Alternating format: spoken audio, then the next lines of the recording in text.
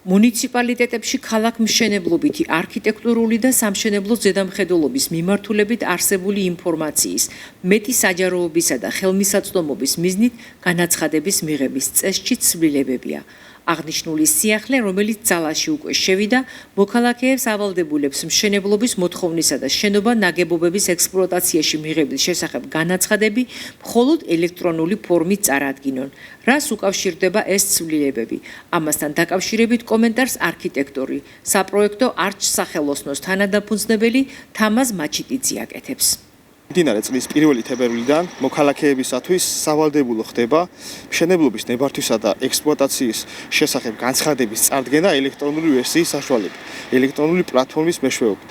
რომელიც ავალდებულებს მოქალაქეებს ნაცვლად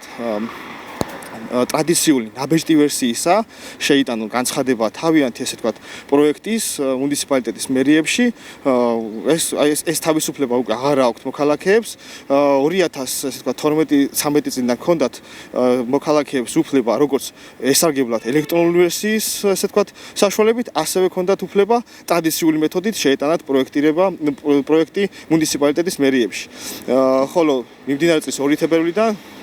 ესე ვთქვათ, ეს სავალდებულო ხდება ყველა მოქალაქისათვის, ვისაც სურს ნებისმიერი კლასის იქნება ეს პირველი, მეორე თუ ასე შემდეგ კლასის საპროექტო დოკუმენტაციის მშენებლობის ნებართვის მიღება და ექსპლუატაციაში შესვლა შენობა ნაგებობების. ჩემი აზრით, ეს ხელშეუწყობს იმას, რომ უფრო კომფორტულია, უფრო მოსახერხებელია მოქალაქეებისათვის საპროექტო მომსახურეობის გაწევის შემდგომ ადგილზე საპროექტოებიდან ადგილიდან ესე ვთქვათ, გაუსვლელად გააკეთონ განაცხადი, შეიტანონ პროექტი ელექტრონული პლატფორმის მეშვეობით MS-DAS მეშვეობით Letters Go წერტილიჯის მეშვეობით რომელიც დაეხმარება მოქალაქეებს მარტივად და კომფორტულად ერთი სივრცის ერთი ფანჯრის ესე ვთქვათ პრინციპით შეიტანონ განცხადება მუნიციპალიტეტის ნებისმიერ მერიაში საქართველოს მასშტაბით აღსანიშნავია ის რომ აქამდე საშუალება ჰქონდათ მოქალაქეებს თბილისის, ქუთაისისა და ბათუმის მუნიციპალიტეტებში რომ ესარგებლათ ელექტრონული ვერსიით, ხოლო სხვა მუნიციპალიტეტებს ჰქონდათ არჩევანის საშუალება, მუნიციპალიტეტებში ცხოვრებ ადამიანებს ჰქონდათ არჩევანის საშუალება, ან ელექტრონულად შეეტანათ, ან ესე ვთქვათ ტრადიციული მეთოდით. მაგრამ 2 თებერვლიდან ეს ესე ვთქვათ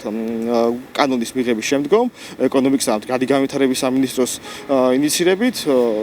შევიდა კანონში ცვლილება და ყველა მოქალაქე ავალდებულებს ეს კანონი რომ ელექტრონულად დაარეგისტრიროს ნებართვის მიღების ნაწილი. საპროექტოებს მთელი საქართველოს მასშტაბით უფრო ესე ვთქვათ გავხარდებათ, იმიტომ რომ აღარ მოუწევთ ესე ვთქვათ ადგილზე ვიზიტი მუნიციპალიტეტის მერიებში, ასევე მოქალაქეებს აღარ მოუწევთ